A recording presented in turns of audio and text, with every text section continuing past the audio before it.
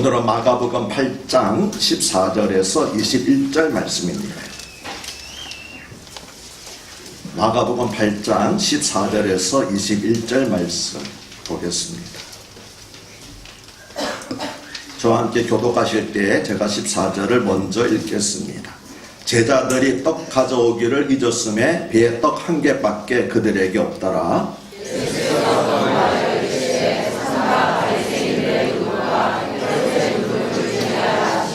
제자들이 서로 수군거리기를 이는 우리에게 떡이 없음이로다 하거늘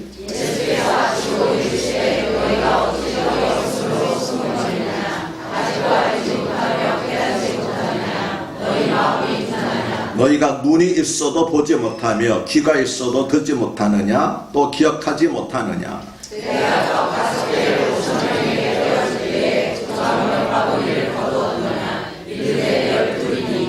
또 7개를 4,000명에게 떼어줄 때에 조각 몇 광주리를 거두었더냐 이르되 7이니이다. 함께 읽습니다. 이르시되 아직도 깨닫지 못하느냐 하시니라. 아멘. 오늘 설교의 제목은 누룩을 조심하라 라는 것입니다. 누룩은 밀을 굵게 갈아 반죽하여 띄운 것인데 막걸리나 맥주를 만들 때 혹은 빵을 부풀리게 할 때 사용하는 발효제로서 일종의 곰팡이 종류입니다. 성경에서 누룩은 긍정적인 의미와 부정적인 의미로 함께 사용되었습니다. 성경에서 누룩이 긍정적인 의미로 사용된 대표적인 경우는 마태복음 13장 33절에서 예수님께서 천국은 가루 서말 속에 갖다 넣어 전부를 부풀게 한 누룩과 같다고 비유로 말씀하신 것입니다. 빵을 만들기 위해서는 먼저 밀가루에 적당량의 물을 붓고 반죽을 합니다. 그러나 이때 물만 가지고서는 부드럽게 부풀어 오르는 빵을 만들 수가 없지요. 그래서 밀가루에 누룩을 조금 넣어서 반죽을 합니다. 영어로 이스트라고 하는 효모균이 바로 누룩입니다. 그러면 어느 정도 시간이 지난 후에 반죽이 된 밀가루가 부풀어 올라서 몇 배로 커지면서 부드럽게 됩니다. 예수님께서 이 비유를 말씀하신 것은 하나님의 나라는 천국을 가슴에 품은 소수의 사람들에 의해서 이 세상에서 크게 확장되어 가고 그리고 세상을 변화시켜 나간다고 하신 말씀이었습니다. 저는 우리 큰사랑교회 성도님들이 바로 이 누룩과 같은 분들이 되시기를 주님의 이름으로 축복합니다. 아멘. 그런데 성경에서 누룩이 긍정적인 의미로 사용된 경우는 아주 드물고 대부분은 부정적인 의미로 사용되었습니다.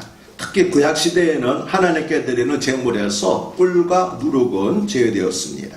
그래서 안식일마다 성수에 바치는 진설병도 누룩을 넣지 않고 딱딱하게 구운 빵이었습니다. 우리 하나님께서는 치아가 튼튼하셔서 딱딱한 빵을 즐겨 드시는 것이 아니라 누룩을 넣지 않고, 그러니까 죄를 상징하는 누룩을 넣지 않고 구운 떡을 드리기 때문에 그랬습니다.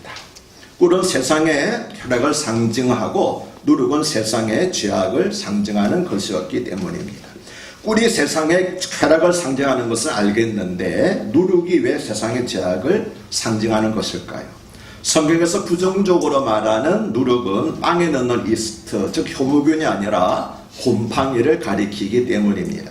곰팡이가 발생하면 벽이고 옷이고 죄다 상하여 못쓰게 만들 뿐만 아니라 집 전체에 급속히 퍼지게 됩니다. 죄도 이처럼 사람을 부패하게 만들 뿐만 아니라 사회적으로 파급 효과가 크기 때문에 그래서 누룩을 죄에 비유한 것이었습니다. 이처럼 누룩은 좋은 용도로 사용될 수도 있고 나쁜 용도로 사용될 수도 있습니다. 이것은 우리의 지식이나 재능이나 물질도 마찬가지입니다. 누구를 위해서 어떻게 사용되느냐에 따라서 선한 일의 도구가 될 수도 있고 악한 일의 도구가 될 수도 있습니다.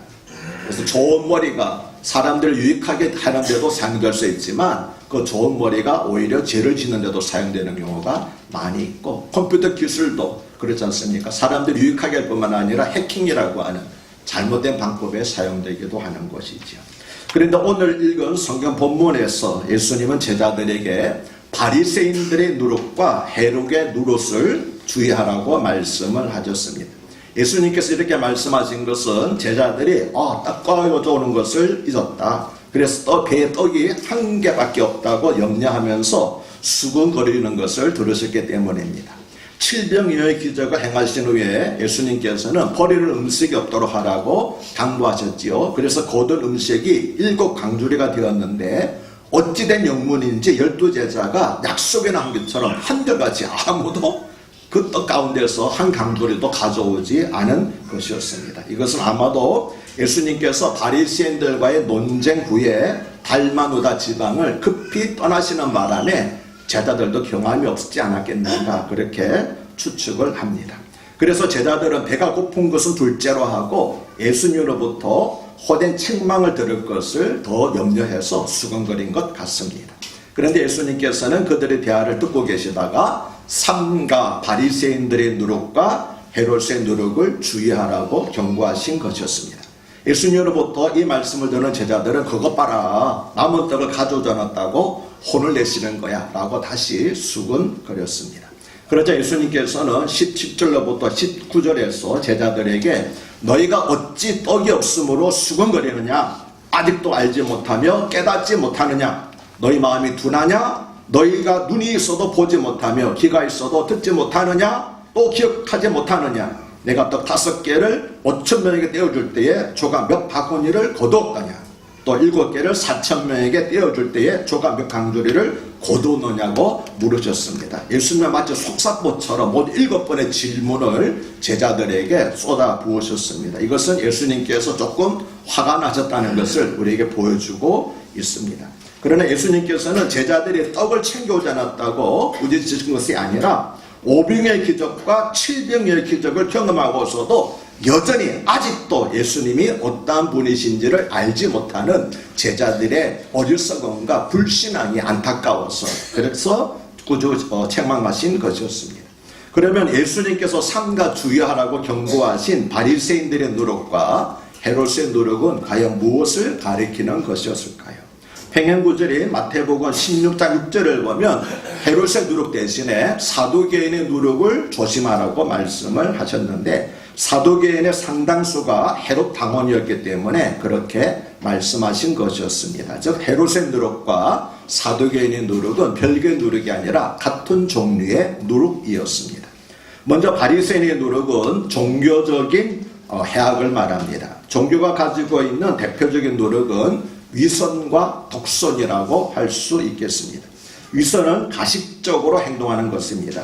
바리새인들은 마음속에는 온갖 탐욕으로 가득 차 있으면서 사람들에게 보이려고 겉으로는 거룩한 척 했습니다.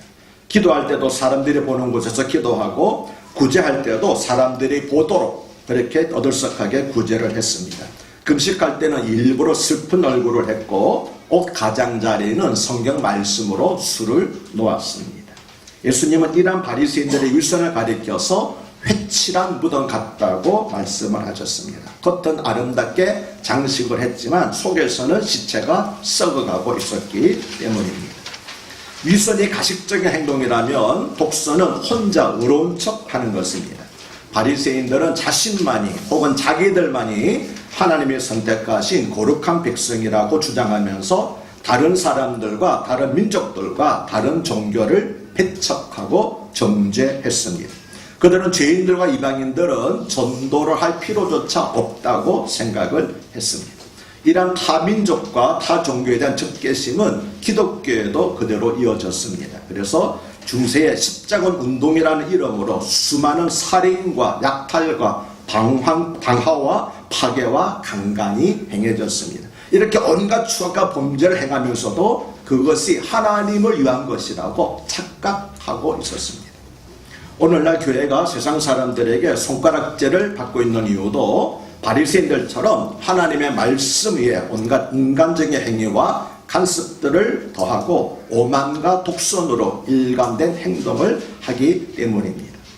바리새인들의 노력은 그들의 교만과 경직성을 의미합니다. 그들은 하나님의 아들이신 예수님을 눈으로 보면서도 알지 못하고 인정하지를 않았습니다. 많은 표적을 보면서도 더 큰 표적만을 요구했습니다. 그러면서도 그들은 자신들이 누구보다도 성경을 더 잘 알고 있다고 생각을 했습니다. 그리고 가장 올바르고 의로운 사람들이라고 생각하면서 다른 사람들을 무시할 뿐만 아니라 비난하고 정죄까지 했습니다. 그래서 예수님께서는 제자들에게 너희는 결코 바리새인들처럼 교만하고 경직된 기독 종교인이 되지 말라고 경고하신 것이었습니다. 왜냐하면 예수님을 따르는 제자들도 언제든지 바리새인들처럼 될 수 있기 때문입니다. 주님이 떠나가시고 나면은 지금은 주님을 따라다니는 제자들이지만 이 제자들이 초대 기독교의 지도자들이 될 것입니다. 그때 그들이 가장 빠지기 쉬운 함정은 주님을 떠나가는 것이 아니라 바리새인들처럼 되는 것입니다. 열심히 주님을 따르는 것처럼 보이는데 자기 의에 빠져서 오만과 독선에 사로잡히고 다른 사람들을 배척하게 되는 것입니다. 자기 파대를 만들어가는 것이지요. 그래서 너희는 그렇게 되지 않도록 조심하라고 경고하신 것이었습니다. 바리새인의 누룩이 종교적인 해악을 경고한 것이라면 헤롯의 누룩은 로마 제국과 결탁해서 자신의 기득권을 주장하면서 진리를 거부하는 행위를 가리킵니다. 같은 내용을 기록한 마태복음 16장 6절을 보면은 헤롯의 누룩 대신 사두개인의 누룩이라고 기록되어 있다고 말씀을 드렸습니다. 그러나 앞에서 말씀드렸듯이 이 둘은 사실은 같은 종류의 누룩입니다. 왜냐하면 헤롯이나 사두개인들은 둘 다 지극히 정치적이고 세속적인 사람들을 상징하는 것이기 때문입니다. 그 당시 헤롯 왕의 가문은 로마 황제 위임을 받아서 유대 나라를 다스리고 있었습니다. 헤롯 안디바, 헤롯 빌립, 헤롯 아켈라오, 이들은 모두 헤롯 왕의 아들들이었는데 이 세 명이 유대 나라를 세소로 나누어서 통치하고 있었습니다. 그래서 예수님이 태어날 때의 왕을 가리켜서 헤롯 대왕이라고 그러고 그 이후에 헤롯의 아들들을 가리켜서 분봉왕, 나라에서 다스렸다고 그래가지고 분봉왕 헤롯이라고 말하고 있습니다. 이 헤롯 왕들은 하나님의 뜻에서는 아무런 관심이 없고 오직 권력과 정력과 부에만 관심이 있었습니다. 그 좋은 애가 헤롯 안디바가 자기 동생 헤롯 빌립의 아내인 헤로디아를 유혹해서 이혼하게 하고 자기 아내로 삼은 것이었습니다. 이처럼 헤롯 왕들은 너무나 세속적이고 정력적이며 현실적인 사람들이었습니다. 그런데 예수님의 제자들도 헤롯처럼 될 수 있었습니다. 교회가 커지면 교회에도 행정적으로 힘을 가진 자리가 반드시 생겨나기 마련입니다. 그런데 그 힘을 적절하게 통제하지 않으면 잘못될 수 있는 겁니다. 마치 로마 가톨릭 교황처럼 말이죠. 다른 사람들을 교회 권력의 경쟁자로 여겨서 곤모술수를 행할 수도 있습니다. 그래서 너희는 그렇게 되지 않도록 조심하라고 경고한 것이었는데 오늘날 여러분 보십시오. 교단 정치를 보십시오. 얼마나 타락했습니까? 총회장이 되기 위해서 이렇게 몇 억씩 돈이 거래되고 하는 이런 안타까운 것들을 우리가 보고 있습니다. 남의 이야기 아닙니다. 옛날 이야기 아닙니다. 오늘날에도 여전히 이런 일들이 우리 가운데서도 벌어지고 있다고 하는 것입니다. 사두개인들도 마찬가지였습니다. 사두개인들은 다윗 왕 때의 대제사장이었던 사독의 후예들인데 일종의 정치 집단이었습니다. 사두개인들은 바리새인들과 함께 그 당시 가장 높은 정치기관이었던 사내들인 공회를 장악하고 있었습니다. 그런데 이 사두개인들은 철저한 현실주의자들이었습니다. 그들은 내세도 믿지 않았고 천사와 부활도 믿지 않았습니다. 그들은 오직 이 세상에서 부귀 영화를 누리는 데만 관심이 있었습니다. 그러니까 바리새인들이 종교적인 아집과 교만에 빠진 사람들이었다면 사두개인들과 헤롯 집단은 세속적이고 현실적인 욕망에만 관심이 있는 사람들이었습니다. 그래서 예수님께서 경고하신 헤롯의 누룩과 사두개인의 누룩은 세속주의와 현실주상주의와 성공제일주의를 의미합니다. 그런데 바리새인들의 누룩과 헤롯의 누룩 혹은 사두개인의 누룩은 예수님 당시에만 존재했던 것이 아니라 오늘날에도 이름만 다를 뿐이지 여전히 교회 안에 우리 가운데 안에 그리스도 안에 존재하고 있다는 것이 문제입니다. 그래서 예수님께서 제자들을 경계하시면서 하신 말씀은 오늘 바로 우리를 향한 우리 교회를 향한 말씀이기도 한 겁니다. 우리도 얼마든지 바리새인들처럼 신앙적인 교만과 독선에 빠질 수 있고 헤롯과 사두개인들처럼 세속적인 권력과 탐욕에 빠져서 부패하고 타락할 수 있기 때문입니다. 지금 우리가 바로 그 현장 속에서 살아가고 있습니다. 그러므로 우리는 자신의 신앙적인 열심이 나보다 못한 사람들을 무시하는 악한 것이 되지 않고 오만과 독선으로 나타나지 않도록 조심해야 합니다. 신앙에 대한 열심히 늘어갈수록 혹시 우리 안에 바리새인들의 누룩이 자라고 있지는 않는지 항상 자기 자신을 살펴볼 필요가 있습니다.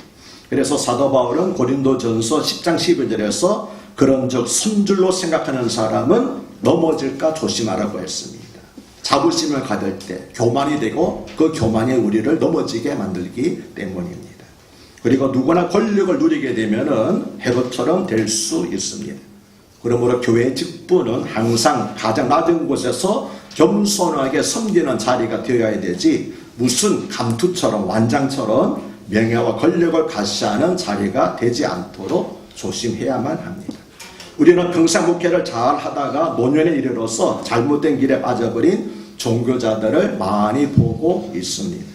그러나 그 사람들만이 아니라 누구든지 권력과 물질을 탐하면은 양심이 하인을 맞아서 끝없는 욕심에 사로잡혀 악한 일을 밥 먹듯이 하는 그런 사람이 될 수 있는 것입니다.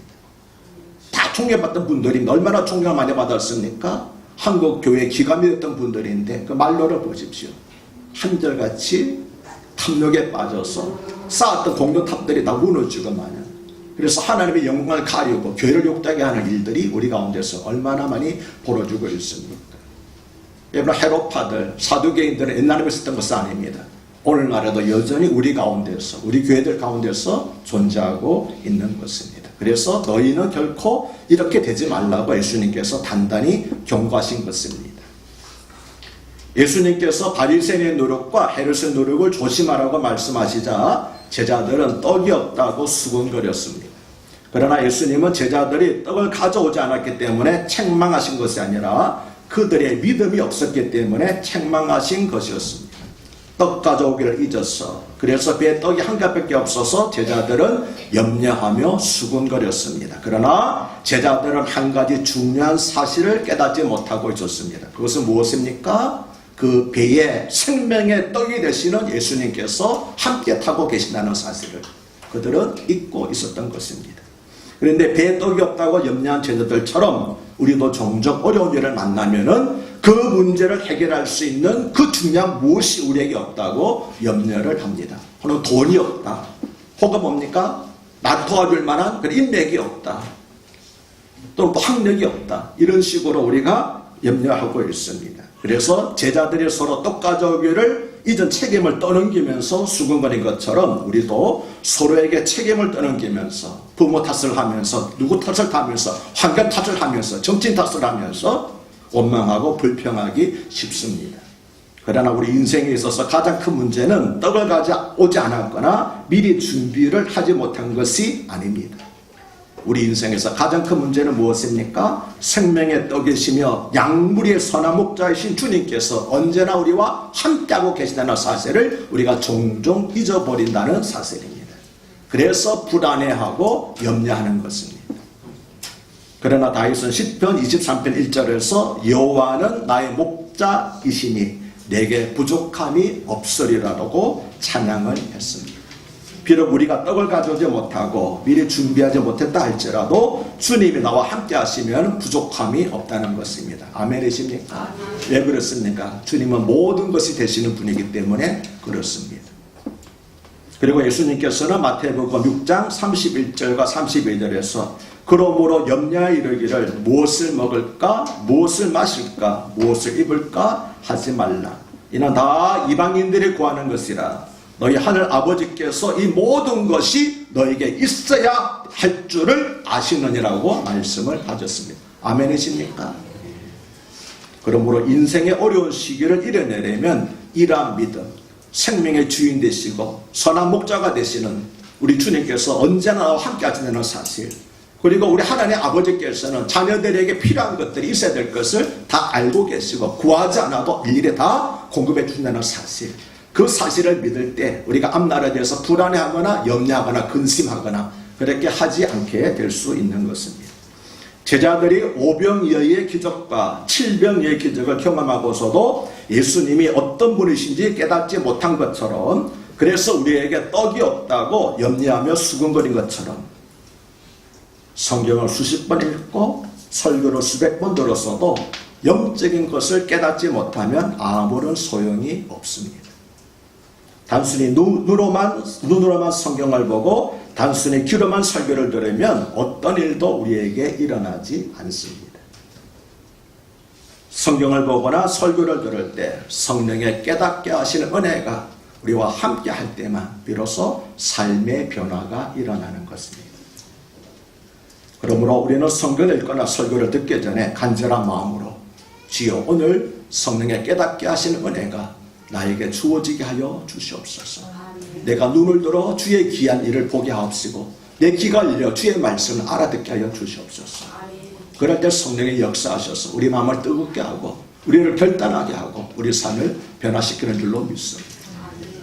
그저 성경을 많이 읽는다고 어떤 사람들은 나 성경 백독했다고 자랑합니다. 그래 그 사람 삶을 보십시오. 하나도 변한 것이 없습니다. 그저 읽었을 뿐입니다.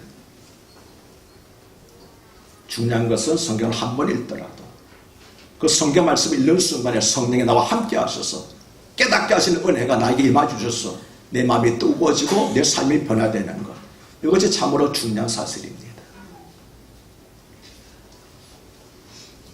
사도 바울은 빌립보서 4장 6절 7절에서 아무것도 염려하지 말고 다만 모든 일에 기도와 간구로 너희 구할 것을 감사함으로 하나님께 하리라. 그리하면 모든 지각에 뛰어난 하나님의 평강이 그리스도 예수 안에서 너희 마음과 생각을 지키시리라고 약속을 했습니다. 우리 주님께서 이 시간 우리 모두에게 깨닫는 은혜를 주셔서 무엇을 먹을까 무엇을 입을까 염려하지 않고 모든 염려를 주께 맡기는 믿음의 사람들로 만들어 주시기를 간절한 마음으로 기도합니다. 그래서 불확실한 미래로 인해서 불안해하거나 염려하는 대신에 주께서 주시는 평강이 우리들의 마음을 충만히 채워주는 그런 귀하가 복된 시간이 될 수 있기를 바랍니다. 왜 예배를 드립니까?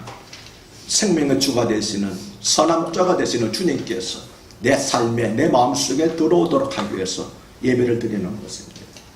그래서 설교를 통해서 지식을 알기 위해서 성경에 이런 사실이 있구나라는 것, 우리 지식을 자랑하려고 여러분 우리가 설교를 듣고 예배 참석하는 거 아닙니다. 주님을 만나야 됩니다. 생명의 주인 되시는 주님을 만나야 됩니다. 우리에게 생명의 양식을 주시는 주님을 만나야 됩니다. 우리를 결단하게 하시는 주님을 만나야 됩니다. 우리 삶을 변화시키는 주님을 만나야 됩니다. 우리에게 평강을 주시는 주님을 만나야 됩니다. 그러기 위해서 말씀을 듣는 곳으로 아무 소용이 없습니다. 말씀을 읽는 것은 아무 소용이 없습니다. 성령께서 말씀을 듣는 우리에게 그 순간에 임하실 때에 우리 삶이 놀라운 변화를 일어나게 될 줄로 믿습니다. 오늘 여러분 간절한 마음으로 주여 내 마음에 들어와 주셔서 내 삶을 바꾸어 주시옵소서. 그래서 귀로 듣는 말씀이 아니라 귀로 듣는 말이 아니라 이 말씀이 나 삶을 변화시키는 그런 양식이 되게 하여 주시옵소서. 능력이고 권세 있는 말씀이 되게 하여 주시옵소서. 여러분 날마다 그렇게 성경을 읽으시고 날마다 그렇게 설교를 들으시길 바랍니다. 그럴 때 분명히 우리 삶이 바뀔 줄로 믿습니다. 우리 삶이 변화될 줄로 믿습니다. 우리에게 능력이 나타날 줄로 믿습니다. 날마다 들은 예배를 통해서 하나님의 영광이 우리 가운데 나타날 줄로 믿습니다. 무엇이 문제입니까? 하나님은 하나도 변하신 것이 없습니다. 예수님도 하나도 변하신 것이 없습니다. 하나님은 여전히 능력이 하나님이시고 예수님은 여전히 생명의 주가 됐습니다. 문제는 무엇입니까? 우리가 너무 많은 누룩에 지금 잠겨있는 것입니다. 예수님을 만나지 못하게 하는 우리에게 있는 누룩은 무엇입니까? 여러분 그 누룩을 주의하시기 바랍니다. 혹시 예수님을 만나는데 예수님을 결단하는데 내 삶을 변화시키는데 방해되는 그런 누룩이 여러분에게 있다고 그러면은 여러분 그 누룩을 발견하게 해주시옵소서. 그리고 이 누룩을 하나님이여 주님이시여 빨리 제거하여 주시옵소서. 여러분 누룩이 없어져야 됩니다. 그런데 우리가 바로 생명의 주를 만나서 주님으로 말미암아 풍성한 삶을 누리게 될 줄로 믿습니다.